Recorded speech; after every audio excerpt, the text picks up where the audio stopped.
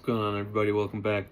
Today we'll be reading Luke chapter 13. I'm reading from the NLT, the New Living Translation, and without further ado, let's go ahead and dive in. Luke chapter 13. About this time, Jesus was informed that Pilate had murdered some people from Galilee as they were sacrificing at the temple in Jerusalem. Do you think those Galileans were worse sinners than other people from Galilee? He asked. Is that why they suffered? Not at all.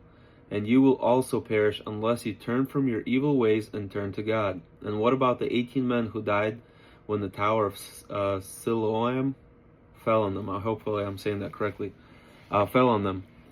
Were they worse sinners in Jerusalem? Were they the worst sinners in Jerusalem? No. I tell you again that unless you repent, you will also perish. Then Jesus used this illustration. A man planted a fig tree in his garden and came again and again to see if there were any fruits on it.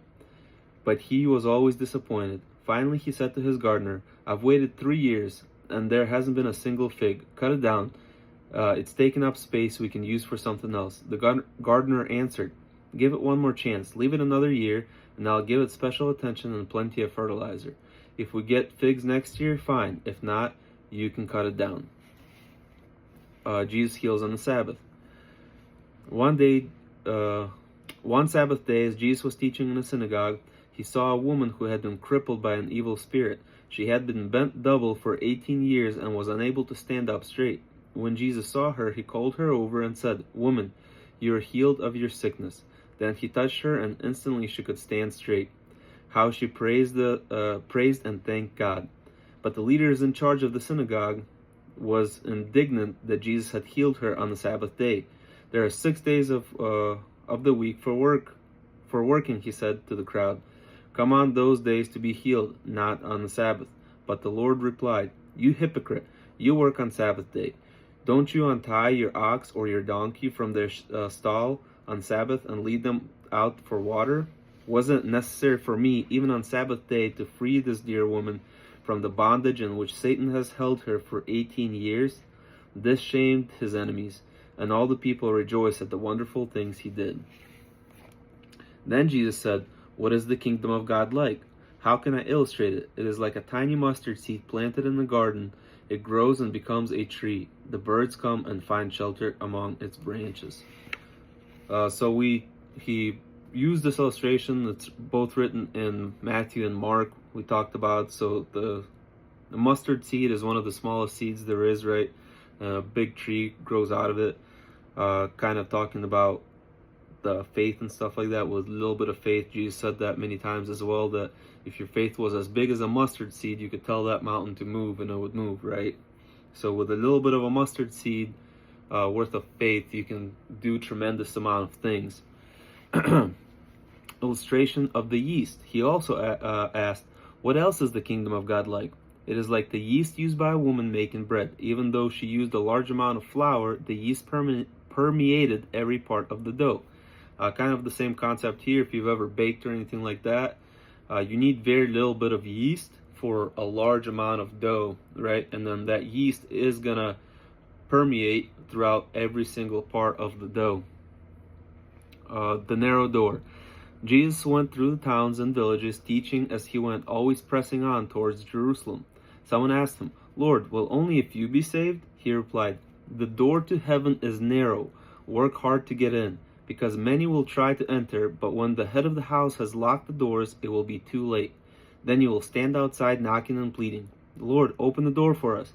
But he will reply, I do not know you. You will say, But we ate and drank with you, and you taught in our streets. And he will reply, I tell you, I don't know you. Go away, all you who do evil. And there will be a great weeping and gnashing of teeth. For you will see Abraham, Isaac, and Jacob, and all the prophets within the kingdom of God, but you will be thrown out. So Abraham, Isaac, and Jacob, we're going to learn more about them once we get to the Old Testament. Those were the people that God made the promise to, like, hey, I'm going to be with you, I'm going to bless you and multiply your people, and I'm going to be with your people, with your descendants, right, which is the Jewish people. Then people will come from all over the world to take their places in the kingdom of God. And note this, some who are despised now will be greatly honored then, and some who are greatly honored now will be despised then. Jesus grieves over Jerusalem. A few minutes later, some Pharisees said to him, "Get out of here if you want to live, because Herod Antipas wants to kill you." Jesus replied, "Go tell that fox that I will keep on casting out demons and doing miracles of healing today and tomorrow, and the third day I will accomplish my purpose. Yes, today, tomorrow, and the next day I must proceed on my way, for it wouldn't do for a prophet of God to be killed except in Jerusalem. O Jerusalem, Jerusalem, the city that kills the prophets and stones God's messengers. How often I have wanted to gather your children together as a hen protects her chicks beneath her wings, but you wouldn't let me. And now look, your house is left to you empty, and you will never see me again until you say, 'Bless the one who comes in the name of the Lord.'" So one of the things I kind of want to point out at the very end, he says, "And you will never see me again until you say, 'Bless the one who comes in the name of the Lord.'" So once we dive deeper in and like more into the New Testament and things of that nature, when it comes more towards the end times, there's going to be a huge movement of Jewish people turning to Christ and realizing that Christ was the Messiah. Because at this point, they still don't believe, at least in this point in the Bible, to this day, a lot of the Jewish people don't believe that Jesus was the Messiah, right? But in the end times, there's going to be a great turning of the Jewish people towards Jesus Christ and recognizing him as the Messiah. Anyways, guys, thank you so much. I hope I see you in chapter 14. This video was kind of shorter.